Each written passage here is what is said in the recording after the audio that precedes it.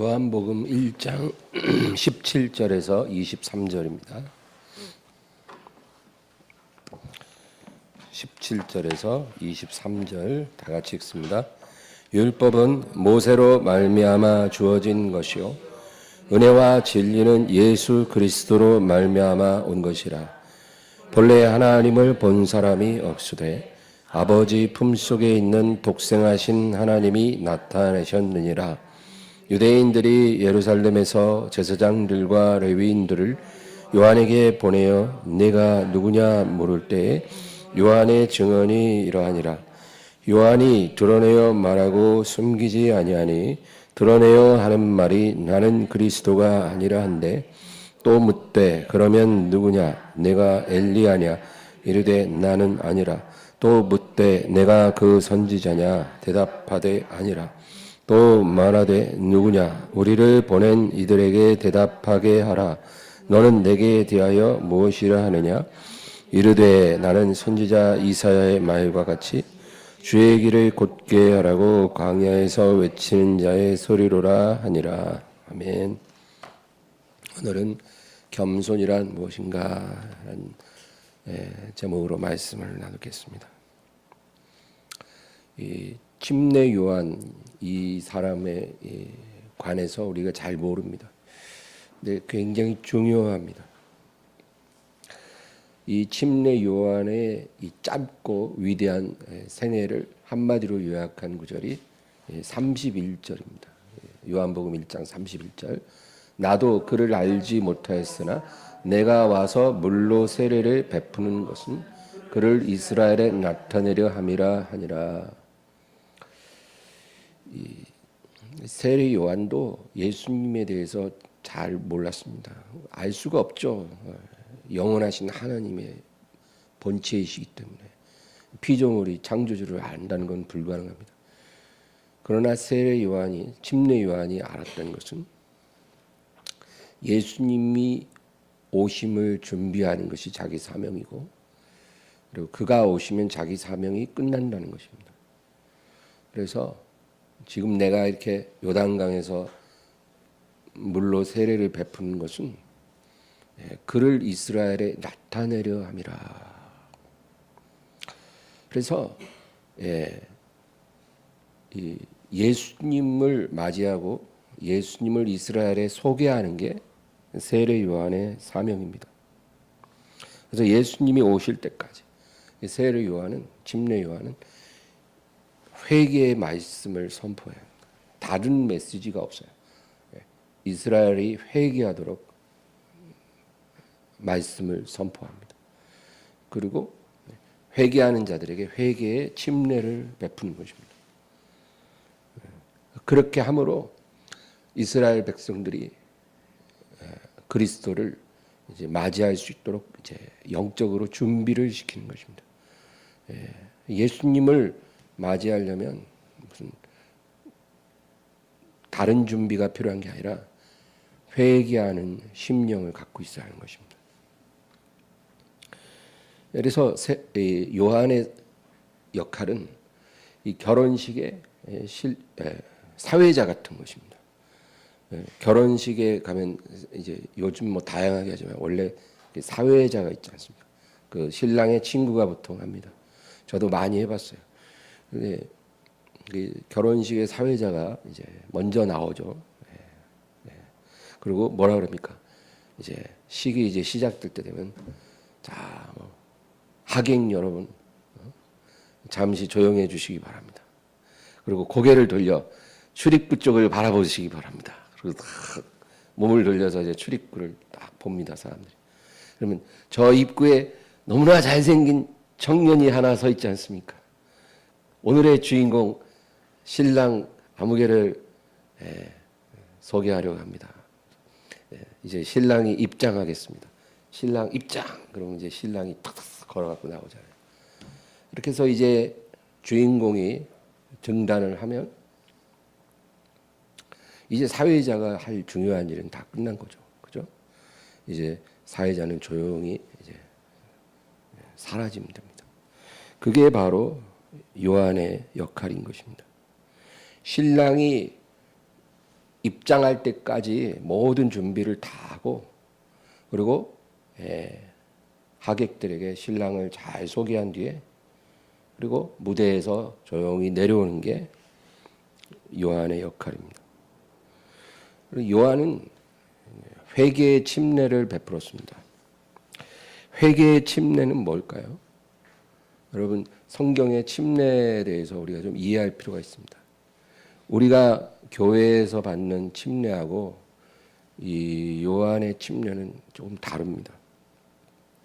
요한의 침례는 회개의 침례죠. 이 침례는 죄를 씻는 효력을 갖고 있지 않습니다. 이 침례를 받았다고 해서 속죄가 되는 게 아닙니다. 속죄를 받기 위해서 가장 중요한 조건이 회개거든요. 그래서 회개를 이루게 하기 위한 그런 침례인 것입니다. 그래서 회개하는 사람들에게 이렇게 침례를 베품으로 그 심령을 준비시키고 그리고 우리에게 구원을 주시는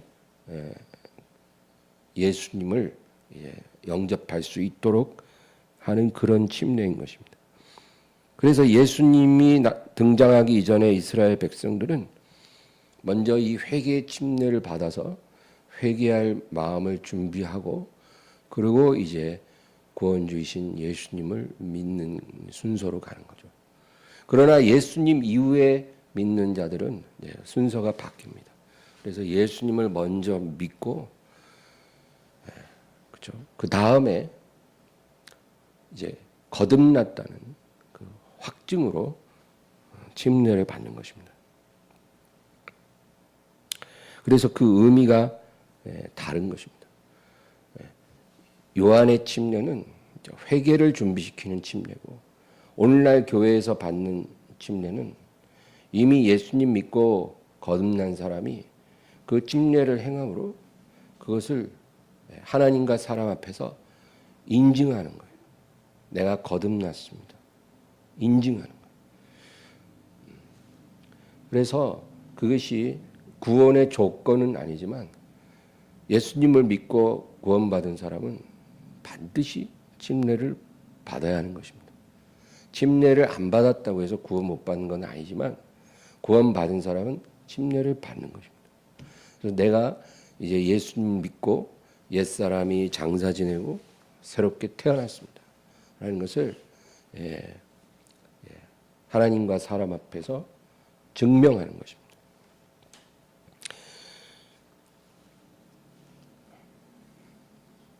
믿음과 회개는 분리될 수 없습니다.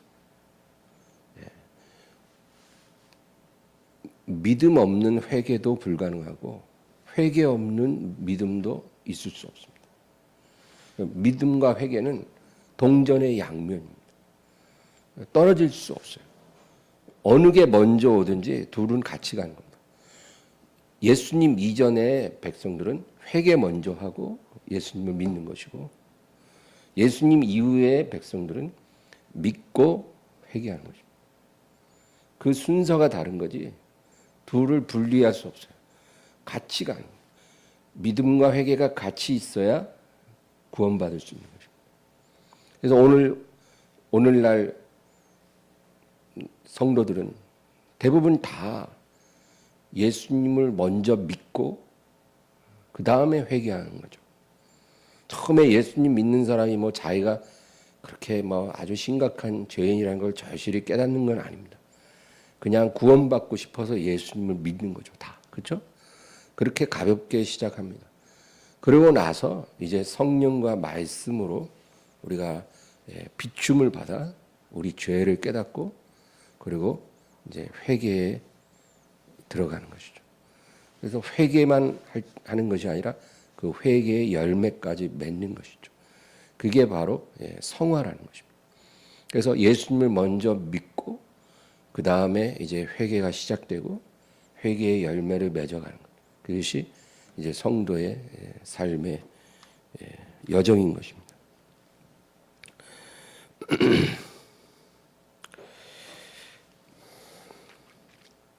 그러면 성령으로 잉태되시고 이 세상에 오신 예수님은 죄가 없으시잖아요. 그죠? 예수님은 아담의 죄가 없으십니다. 성령으로 오셨기 때문에. 죄가 없으셨기 때문에 또 죄를 짓지 않으셨기 때문에 십자가의 대속을 이룰 수 있는 유일한 자격을 갖고 계신 거예요. 죄가 있으면 대속의 자격이 없어지는 겁니다.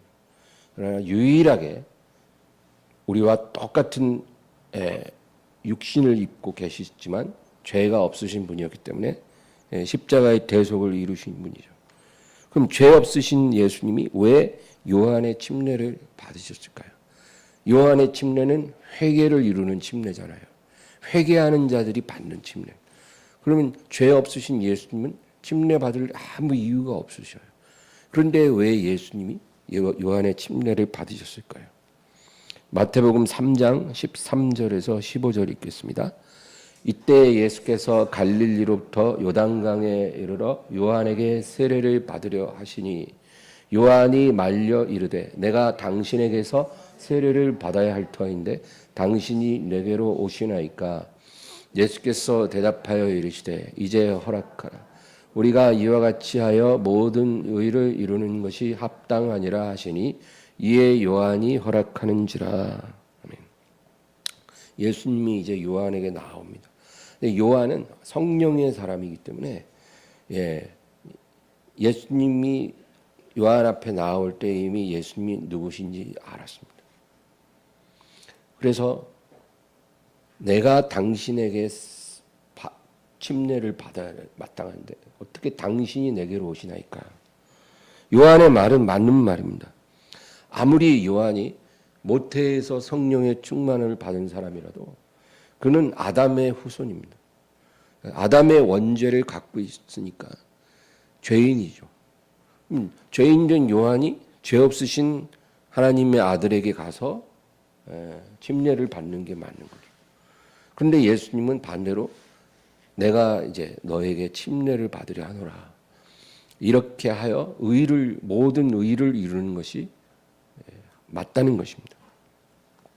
이게 무슨 의미일까요? 요한은 구약의 마지막 선지자입니다. 이 구약을 종결하는 마지막 선지자로서 그의 사명은 그리스도를 이스라엘에 나타내는 것이에요. 근데 이제 예수님이 나타나셨잖아요. 그러니까 요한의 사명이 이제 종료되었다는 것을 말하죠.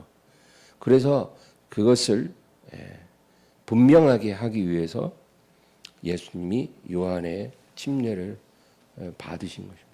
이 요한의 사명만 종료된 게 아니라 구약의 모든 선지자들의 역할이 이제 종료됐다는 거예요. 구약의 선지자들은 다 오실 그리스도를 예언했습니다. 언제 오실지 모르나 그리스도에 대해서 다 조금씩 다 예언을 했습니다. 그리고 이제 그 마지막 주자가 이제 요한이거든요. 근데 요한의 역할은 이제 육체로 오신 예수님을 직접 뵙고 그분을 이스라엘에게 소개하고 그리고 무대에서 퇴장하는 거예요. 바로 그 이제 하나의 그것을 위한 퍼포먼스인 것입니다. 이 요한은요, 말라기 선지자 이후에 400년 만에 나타난 참 선지자였습니다. 구약 성경의 마지막이 말라기잖아요. 이 말라기 선지자가 가장 마지막에 활동을 했습니다.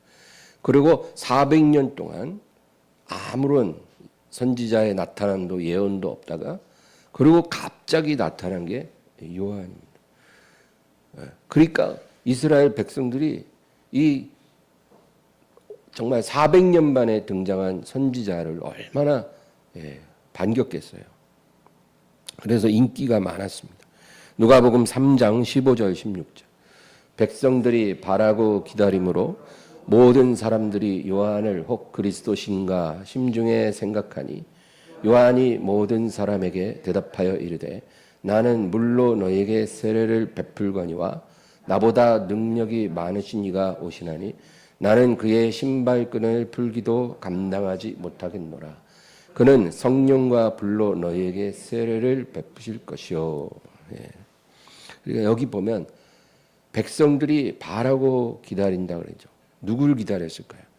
그리스도가 오시기를 기다린 거예요. 모든 선지자가 예언한 그 메시아 그리스도가 언제 오실까 기다리고 있었어요. 그런데 이제 400년 만에 나타난 참 선지자를 이제 보니까 저가 혹 그리스도신가 그렇게 생각하는 겁니다. 그런데 요한은요 애매한 태도를 취하지 않고 아주 밝히 드러내서 분명하게 말합니다. 나는 그리스도가 아니다. 나는 너희에게 물로 세례를 주는 사람이 불과하지만 이제 내 뒤에 곧 나타나실 그분은 불과 성령으로 너희에게 세례를 주시리라. 나는 그분의 신발끈을 풀 그러한 것도 감당할 수 없는 자다. 원래 주인의 신발을 끈을 풀어드리고 신발 벗기고 발 씻어드리고 수건으로 닦아드리는 건 노예들이 하는 거거든요.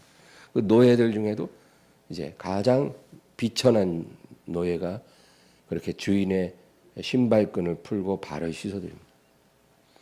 근데 나는 그분의 그런 일을 할 만큼도 되지 않는 자다. 그렇게 말합니다. 요한의 메시지는 두 가지입니다. 첫째는 그리스도가 가까이 오셨다는 겁니다. 오늘날에도 이런 메시지는 꼭 필요합니다. 예수님의 초림 때 요한이 이 메시지를 전했어요. 곧 오신다, 메시아. 근데 그 당시는 이런 메시지를 백성들이 다 좋아했어요. 근데 나중에 그 기대가 실망으로 바뀌죠. 왜? 정치적인 해방을 기다렸는데 그렇지가 않았기 때문이죠. 어찌됐든 요한의 이 메시지는 굉장히 인기가 있었어요. 오늘날에는 예수님이 다시 오신다 그런 메시지는 별 인기가 없습니다. 어쨌든 그리스도가 가까이 오셨다. 두 번째는 너희가 그분을 맞이하기 위해서 너희에게 꼭 필요한 것은 회개다. 이제 그리스도가 가까이 오신 건 기쁜 소식이지만 너희가 그분을 맞이하기 위해서 준비가 되어 있지 않으면 그것은 재앙이라는 거죠. 그래서 너희는 회개해야 하는 거예요. 회개로 준비한 사람에겐 그리스도가 성령으로 세례를 주실 것이고 회개하지 않은 자들에게는 불로 세례를 준다. 불로 세례를 준다는 말은 불과 같은 성령을 말하는 게 아닙니다. 꺼지지 않는 불에 던진다 그 의미예요. 그러니까 성령을 받는 그런 축복이 임할 수도 있고 불의 심판이 임할 수도 있다. 그 얘기입니다. 그래서 너희가 회개하라. 회개해야 하는데 입으로만 하지 말고 회개에 합당한 열매를 맺어야 한다는 것입니다. 그래서 입으로 너희가 죄를 고백했으면 그 고백한 죄를 버려야 한다는 거예요. 어떤 사람들은 입으로 고백은 그렇게 잘하는데 그 죄를 버리질 않아요. 회개의 열매를 맺어야 되는데 열매가 없어요. 회개한 사람은 그 인격과 삶이 변화되어져 가야 됩니다. 그렇죠. 아무 일도 안 일어나면 그 사람은 회개한 게 아닌 거예요. 이 열매 없는 회개, 이런 회개는 회개가 아니고 하나님의 심판을 받게 된다. 그래서 도끼가 나무 불에 놓였으므로 이제 열매 맺지 못한 나무마다 찍혀 불에 던져지는 것 같이 회개의 열매를 맺지 않는 자들은 찍혀서 꺼지지 않는 불에 던져지게 될 것이다. 그렇게 경고를 한 것입니다.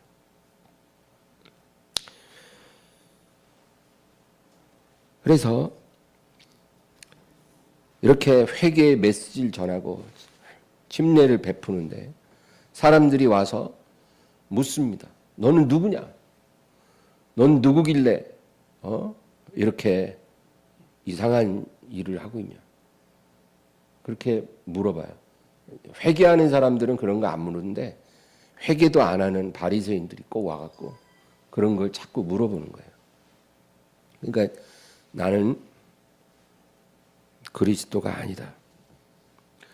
그리스도냐? 아니라는 겁니다. 그럼 누구냐? 너는 그럼 말세에 다시 오리라고 예언된 그 엘리야냐? 요한복음 1장 19절에서 21절. 유대인들이 예루살렘에서 제사장들과 레위인들을 요한에게 보내어 내가 누구냐 물을 때 요한의 증언이 이러하니라. 요한이 드러내어 말하고 숨기지 아니하니 드러내어 하는 말이 나는 그리스도가 아니라 한데 또 묻되 그러면 누구냐? 네가 엘리야냐? 이르되 나는 아니라. 또 묻되 내가 그 선지자냐? 대답하되 아니라. 사람들이 처음에는 네가 그리스도냐? 아니다. 그러면 네가 엘리야냐? 왜냐하면 요한의 모습이 엘리야와 너무 비슷해요. 예. 그 엘리야도 광야에서 낙타토로 입고 혼자 지냈거든요. 그리고 통렬한 회개의 메시지를 백성들에게 선포하고, 그리고 그 당시의 왕이었던 아하방, 이 아하방의 어떤 그 우상숭배, 그리고 나봇의 포도원을 막 뺏었잖아요. 그런 그 불의, 그것을 아주 통렬하게 비판했어요. 이스라엘의 선지자들 중에 권력을 가진 왕을 그렇게 백성들 앞에 대놓고 비판한 선지자가 엘리야밖에 없어요. 다른 어떤 선지자도 그렇게 하지 않았어요. 나단 선지자가 있었어요. 이 나단 선지자는 이 다윗이 죄를 범했을 때 다윗에게 조용히 와서 다윗에게 책망했죠. 그것도 하나님의 전하라는 그 말을 그대로 전달한 거죠. 그래서 다윗이 회개했죠. 그런 케이스는 있어도 백성들 앞에서 권력을 가진 왕을 이렇게 통렬하게 비판하는 선지자는 그 엘리야밖에 없었어요. 그것도 가장 악한 왕인 아합과 이세벨을 그렇게 통렬하게 비판했죠. 그런데 지금 요한의 모습이 엘리야와 너무 비슷해요. 낙타털옷 입고 광야에 혼자 살면서 말이 거침이 없어요. 예, 듣는 사람 감정 고려해서 부드럽게 말하고 그런 거 없었어요. 그리고 그 당시 헤롯 왕이죠. 헤롯 왕. 이 헤롯이 동생의 아내를 취해서거든요. 아주 부도덕한 그런 이제 행동을 하니까 그걸 그렇게 강하게 비판했습니다. 그래서 결국 그로 인해서 죽임을 당했지만, 그러니까 엘리야랑 너무 비슷하다는 거죠. 그러니까 사람들이 묻는 거예요. 당신이 말세에 다시 오리라 예언된 그 엘리야입니까? 아닙니다. 이 400년 전에 말라기 선지자가 그런 예언을 했어요.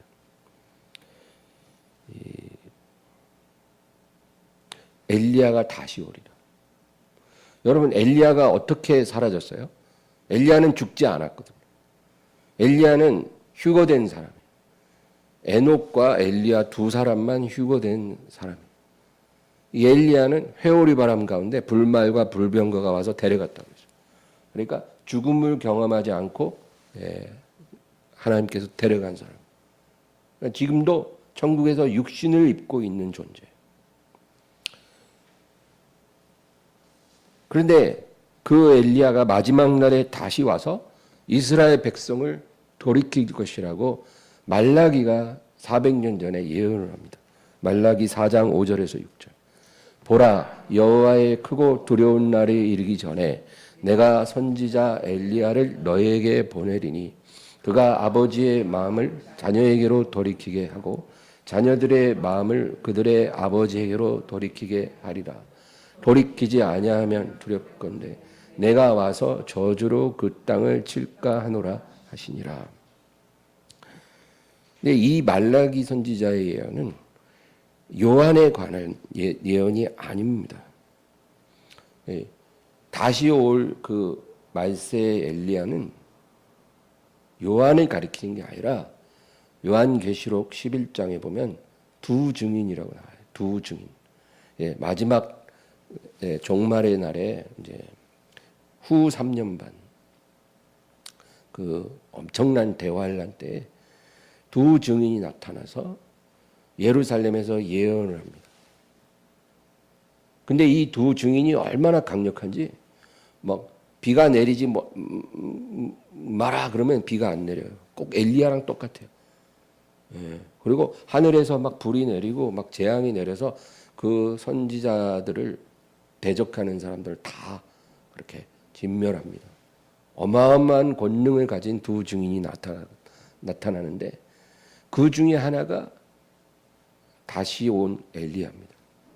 그러니까 마지막 날에 엘리야가 다시 오는 거예요. 또 한 명은 모세입니다.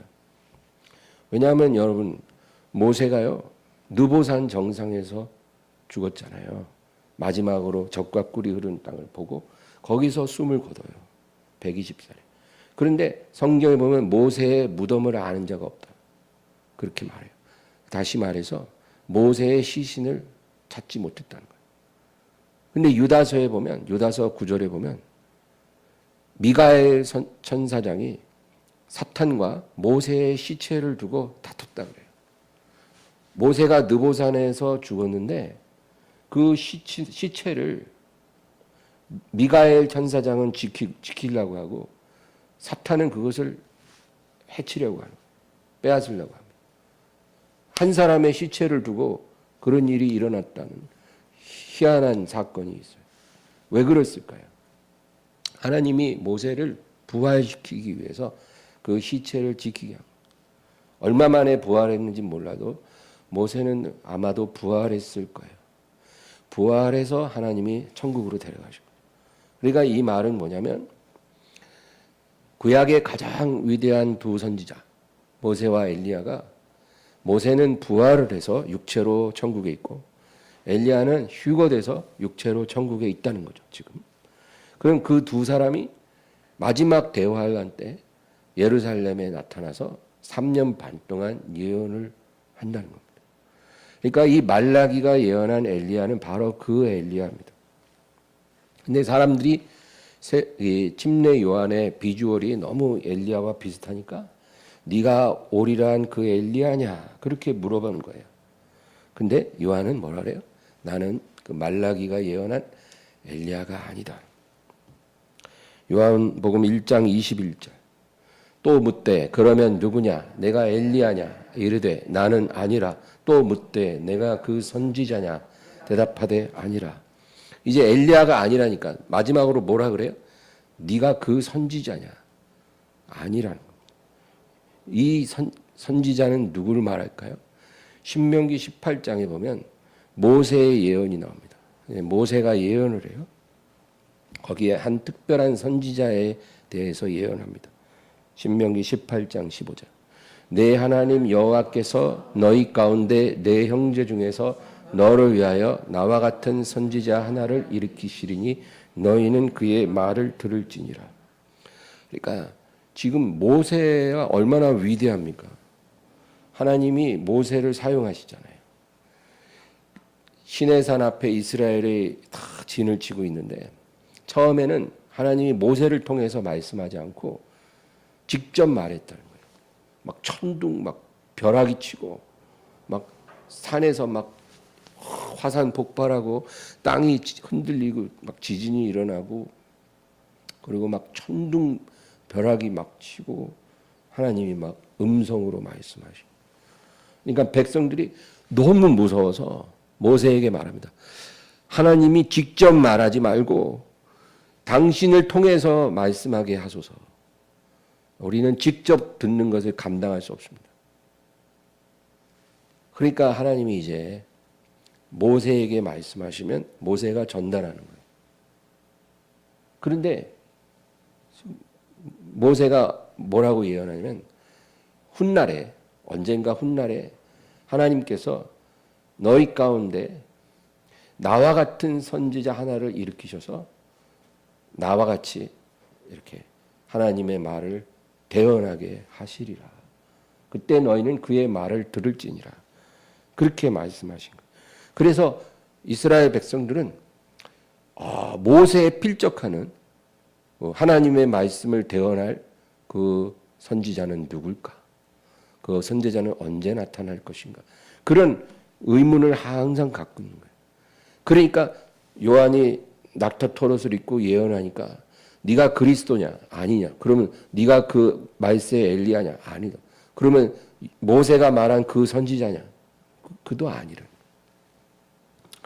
그 밑에 16절에서 18절 이어서 읽겠습니다. 이것이 곧 내가 총회의 날에 호렙산에서 내 하나님 여호와께 구한 것이라. 곧 내가 말하기를 내가 다시는 내 하나님 여호와의 음성을 듣지 않게 하시고 다시는 이 큰 불을 보지 않게 하소서. 두렵건대 내가 죽을까 하나이다 하매 여호와께서 내게 이르시되 그들의 말이 옳도다. 내가 그들의 형제 중에서 너와 같은 선지자 하나를 그들을 위하여 일으키고 내 말을 그 입에 두리니 내가 그에게 명령하는 것을 그가 우리에게 다 말하리라. 그래서 이제 이스라엘 백성은 모세가 예언한 그 선지자가 당신이냐? 아니라는 거죠. 여러분 이 신명기 18장에 모세가 예언한 그 선지자는 누굴까요? 예수님입니다. 예수님을 상징합니다.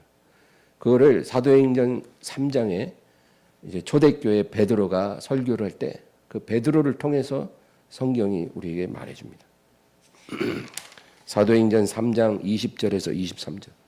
또 주께서 너희를 위하여 예정하신 그리스도 곧 예수를 보내시리니 하나님이 영원 전부터 거룩한 선지자들의 입을 통하여 말씀하신 바 만물을 회복하실 때까지는 하늘이 마땅히 그를 받아두리라. 모세가 말하되 주 하나님이 너희를 위하여 너희 형제 가운데서 나 같은 선지자 하나를 세울 것이니 너희가 무엇이든지 그의 모든 말을 들을 것이라. 누구든지 그 선지자의 말을 듣지 아니하는 자는 백성 중에서 멸망받으리라 하였고, 지금 성령에 감동된 베드로가 이제 설교합니다. 바로 그 신명기 18장에 모세가 예언한 그 선지자가 바로 너희가 십자가에 못 박아 죽인 나사렛 예수시다. 그 얘기를 해주는 것입니다. 그러면 사람들이 이제 집례 요한에게 너는 누구냐? 우리에게 말하라. 그 얘기예요. 너는 너를 누구라고 말할 것이냐? 너는 다 아니라는데 그럼 너는 누구냐? 요한복음 1장 22, 23절. 또 말하되 누구냐? 우리를 보낸 이들에게 대답하게 하라. 너는 내게 대하여 무엇이라 하느냐? 이르되 나는 선지자 이사야의 말과 같이 주의 길을 곱게 하라고 광야에서 외치는 자의 소리로라 하니라. 지금 이 요한의 대답을 보세요. 나는 선지자 이사야가 예언한 바로 그 광야에서 외치는 자의 소리라는 겁니다. 요한이 자기 자신에 대해서 말합니다. 나는 선지자 이사야가 예언한 광야에서 외치는 자의 소리라. 우리 이사야 40장 3절 4절 읽겠습니다. 외치는 자의 소리여 이르되 너희는 광야에서 여호와의 길을 예비하라. 사막에서 우리 하나님의 대로를 평탄하게 하라. 골짜기마다 도두어지며 산마다 언덕마다 낮아지며 고르지 아니한 곳이 평탄하게 되며 험한 곳이 평지가 될 것이요. 그래서 이 요한이 뭐라 그래요? 나는 너희가 기대하고 기다리는 그 어떤 사람도 아니다. 다만 나는 그리스도의 길을 예비하고 그의 길을 평탄케 하기 위해 보냄을 받은 광야에 외치는 소리다. 그렇게 자기를 말합니다. 근데 그 광야에 외치는 자의 소리가 이사야 40장에 예언됐고 그 예언의 성취가 바로 나다. 그 얘기입니다. 그리고 골짜기마다 도두어지며 산마다 언덕마다 낮아지며 고르지 않은 곳이 평탄하게 되고 험한 곳이 평지가 되리라. 이거는 이 요한의 회개 선포로 인해서 많은 사람의 심령이 준비된다 그 말입니다. 여러분 어떤 사람은 골짜기처럼 푹 꺼져 있는 사람이 있어요. 예, 자존감이 아주 낮고 또 죄책감, 예, 실패, 패배의식, 그리고 많은 마음의 어떤 상처 이런 걸로 인해서 골짜기처럼 푹 꺼져 있는 사람이 있어요. 근데 이 침례 요한이 와서 이런 사람들을 이렇게 도두어 준다는 겁니다. 꺼져 있는 골짜기를 평지가 되도록 이렇게 끌어올려 준다는 겁니다. 이게 회복의 사역이고 위로의 사역이죠. 하나님의 말씀은 이런 사역을 하십니다. 또 반대로 산과 언덕은 어떻게 돼 있어요? 솟아올라 있잖아요. 이거는 교만한 사람들입니다. 교만한 사람들이 있어요. 하나님 없이도 충분히 살 수 있다. 그렇게 생각하고 사는 대부분의 사람들. 죄를 깨닫지 않고 회개하지 않아도 두려움 없이 사는 사람들. 또 바리새인들처럼 다른 사람보다 내가 하나님 앞에 더 의롭다고 믿는 사람들. 이런 교만한 사람들이 바로 산과 언덕이에요. 그것들을 이 요한은 낮추신다. 교만을 깨뜨려서 평지가 되게 낮춥니다. 그래서 이렇게 낮아진 자는 높여주고 높아진 자는 낮춰서 다 평탄하게 만들어서 그리스도가 오실 길을 평탄하게 하는 겁니다. 거침이 없고 예수님의 빛이 모든 영혼에 다 골고루 비춰질 수 있도록 이렇게 준비하는 사역이 바로 요한의 사역이다. 그렇게 이사야가 예언을 한 것이죠. 우리는 여기서 겸손의 본질을 배울 수 있어야 합니다. 여러분, 겸손이라 하면 우리는 어떤 이미지를 떠올릴까요? 그냥 겸손한 사람 그러면 뭔가 이제 사람들 앞에 나서는 거 좋아하지 않고 사람들 사이에 섞여 있어도 이렇게 있는 듯 없는 듯 그냥 말도 별로 없고 저 구석자리에 조용히 앉아 있는 뭐 그런 사람을 우리가 겸손한 사람이라 이렇게 생각하잖아요, 보통. 근데 요한이 보여주는 이 모습이 참된 겸손의 교과서입니다. 진정한 하나님 앞에서의 겸손이 무엇인가를 우리에게 말해주는데요. 이 요한이 뭐라 그럽니까? 나는 그리스도가 아니다. 저 뭐 신천지라든지 무슨 그 이단을 보면 그 교주들이 뭐라 그래요? 다 내가 이 시대의 메시아다 그러죠.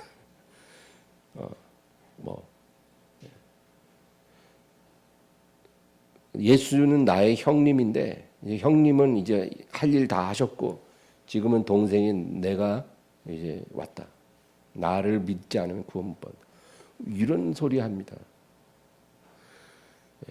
누가 물어보지도 않아도 자기가 메시아라고 그래요.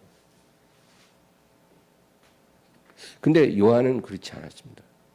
사람들이 심중에 그리스도신가 해도 그걸 알고 오해할 일이 없도록 나는 그리스도가 아니다. 나는 그의 신발끈을 풀 자격도 없는 사람이다. 그리고 엘리야도 아니고 그 선지자도 아니고 나는 그냥 그분의 길을 예비하는 외치는 자의 소리다. 그러니까 사람들이 자기를 어떤 이름으로 기억하는 것을 원하지 않았어요. 자기가 감당하는 그 사명으로 기억하면 족하다는 것입니다. 외치는 자의 소리, 이게 요한을 설명하는 유일한 말이라는 거예요. 이름도 없어요. 그의 길을 준비하는 외치는 소리라는 거예요. 예를 들면 이런 거예요. 어떤 사람이 뭐 교회에 와서 성전 바닥을 늘 청소를 한다 쳐요. 예, 아무도 없을 때 와서 성전 바닥을 청소를 해요. 근데 누가 하는지 아무도 몰라요. 하나님만 알고. 근데 사람들이 이제 그런 얘기를 하는 거예요. 우리 교회 바닥은 늘 이렇게 깨끗하고 윤이 번쩍번쩍한데 누가 꼭 그렇게 열심히 닦는 것 같은데 누가 닦는지 아무도 모르는 거예요. 누군가 이렇게 수고해서 닦지 않으면 이렇게 깨끗할 리가 없는데 누가 닦는지 모르겠다는 거예요. 네, 교인들이 그런 말을 해요. 근데 그 당사자는 사람들이 내 이름을 알아서도 안 되고 알 필요도 없고 나는 그냥 내가 다니는 교회의 성전 바닥을 깨끗게 한 섬기는 손으로 기억되면 나는 만족하다는 거예요. 그래서 누군가 그러겠죠. 아, 내가 예전에 다니던 교회에 꼭 그렇게 성전 바닥을 깨끗하게 누군가 이렇게 청소를 하는데 그 사람이 누군지 그 교회에서 아는 사람이 아무도 없었어. 그냥 이름도 없이 성전을 깨끗하게 하는 손이에요. 요한의 마음이 바로 그런 마음. 나는 이름 없다. 그 어떤 이름으로도 나를 소개할 이유가 없고 나는 그의 길을 예비하는 그의 길을 평탄케 하는 광야에서 외치는 자의 소리입니다. 그렇게 말합니다. 이제 너희 가운데 그가 와 계시다. 이제 그가 오셨기 때문에 나의 사명은 끝난 듯하고 이제 그는 흥하여야 하겠고 나는 쇠하여야 하리라. 그렇게 고백합니다. 요한에게 있어서 사람들의 평판이나 어떤 유명세 이런 거는 조금도 관심이 없는 것들입니다. 여러분, 이게 겸손입니다. 이렇게 겸손한 종들이 얼마나 있을까요? 있겠죠. 아주 드물 것입니다.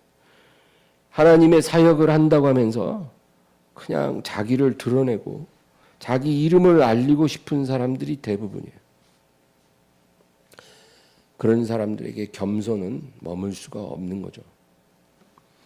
우리가 성경을 읽을 때 이런 부분을 좀 봐야 됩니다.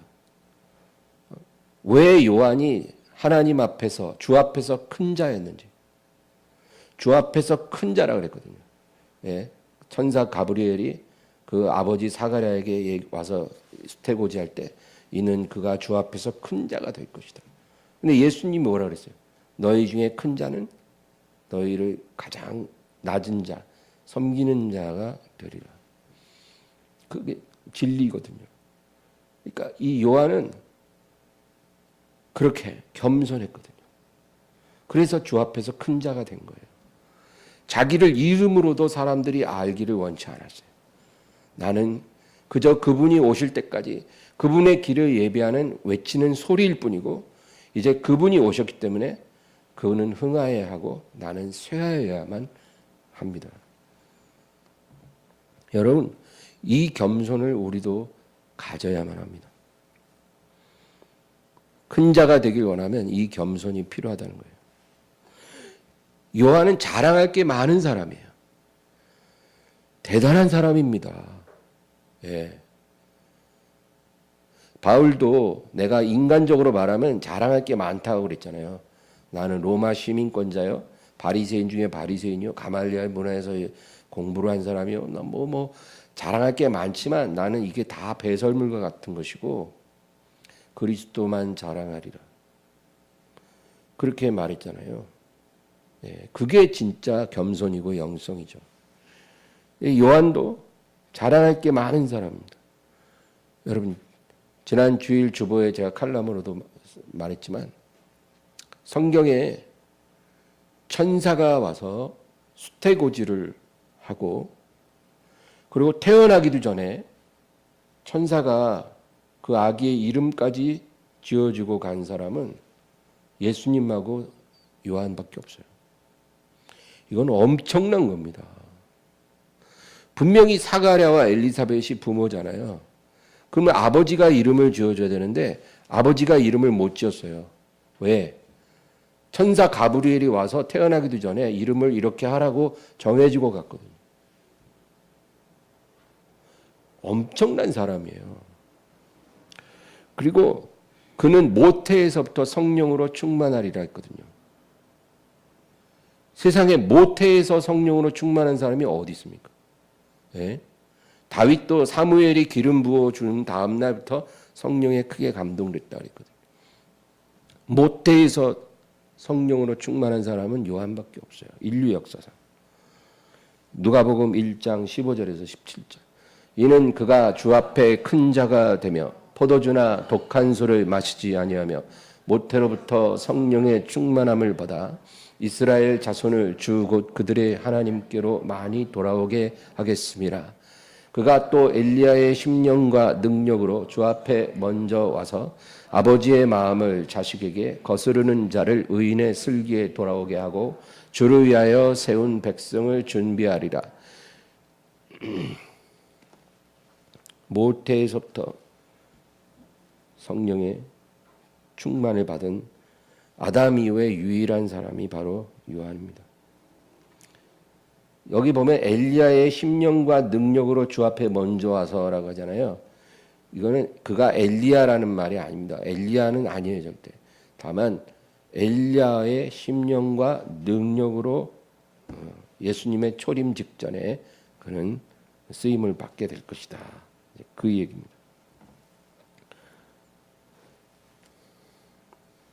이사야 40장에 요한이 전한 이 회개의 메시지가 무엇인지 더 자세히 살펴보겠습니다. 이사야 40장 6절에서 8절.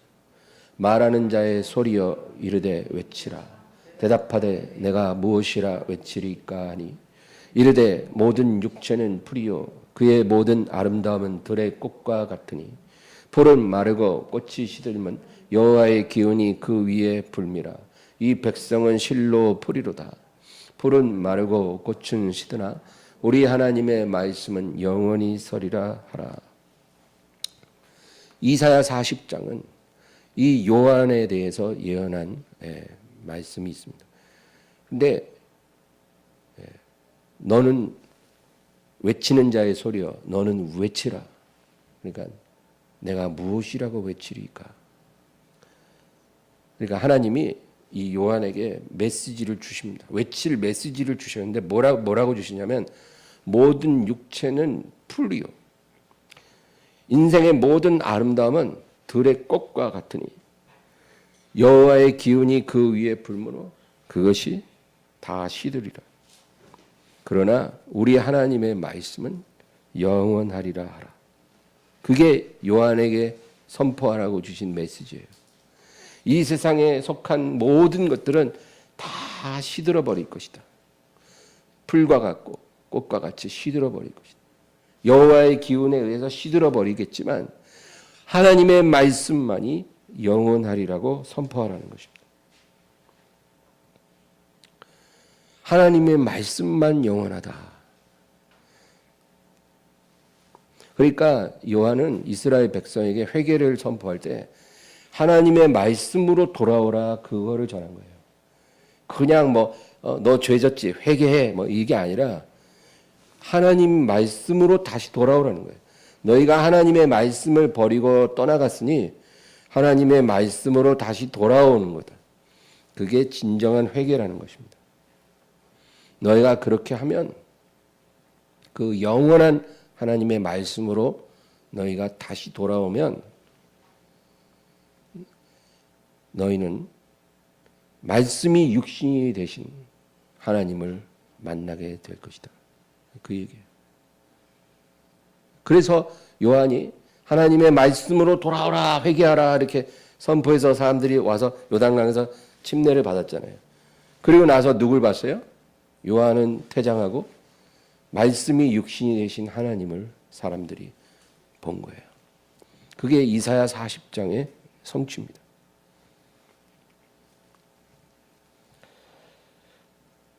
(9절에서 11절) 아름다운 소식을 시온에 전하는 자여 너는 높은 산에 오르라. 아름다운 소식을 예루살렘에 전하는 자여 너는 힘써 소리를 높이라. 두려워하지 말고 소리를 높여 유다의 성읍들에게 이르기를 너희의 하나님을 보라 하라. 보라, 주 여호와께서 장차 강한 자로 임하실 것이요 친히 그의 팔로 다스리실 것이라. 보라, 상급이 그에게 있고 보응이 그의 앞에 있으며 그는 목자같이 양떼를 먹이시며 어린 양을 그 팔로 모아 품에 안으시며 젖먹이는 암컷들을 온순히 인도하시리로다. 그래서 너희가 하나님 말씀으로 다시 돌아오고 회개하면 너희는 육체로 오실 그분의 영광을 보게 될 것이다. 그러고 나서 이제 그분에 대해서 소개를 하는 거야. 이어서 그는 강한 팔로 너희를 다스리실 것이고 상급과 보응이 그의 앞에 있을 것이고 그리고 목자같이 양떼를 먹이시고 어린 양을 팔로 모아 품에 안으시며 젖먹이는 암컷들을 온순히 인도하시리라. 그렇게 소개를 하는 것입니다. 여러분, 오늘 여기까지 하겠습니다. 오늘 우리가 꼭 기억해야 될 것은 이렇게 주 앞에서 큰 자였던 이 요한의 겸손이 우리에게도 있기를 기도하시기를 바랍니다. 하나님 아버지, 우리도 요한과 같이 주 앞에서 큰 자 되기 원하고 또 온전히 겸손함을 배우게 하여 주시옵소서. 사람들이 나에 대한 평판, 사람들이 나를 얼마나 인정해 주는가, 그런 것이 중요한 것이 아니라 내 삶에 향하신 하나님의 뜻을 내가 따라서 살고 있는가, 그것이 중요한 줄로 믿습니다. 이 세상에 살면서 나를 드러내는 것이 중요한 것이 아니라 나를 통해서 온전히 드러나실 예수님을 나타내는 것이 내 삶의 목적이 되게 하여 주시고 내 사명이 되게 하시옵소서. 온전히 내 남은 생에 나를 통해 예수님만 드러내는 그 외치는 자의 소리가 되게 하여 주시옵시고 주님이 다시 오신 그날에 내 모든 사명은 끝이 나고 상급과 보응이 그에게 있다 하셨으니 주님이 내게 상급과 위로를 주실 줄 믿습니다. 그러한 저희들의 삶이 되도록 축복해 주시옵소서. 예수님의 이름으로 기도합니다. 아멘.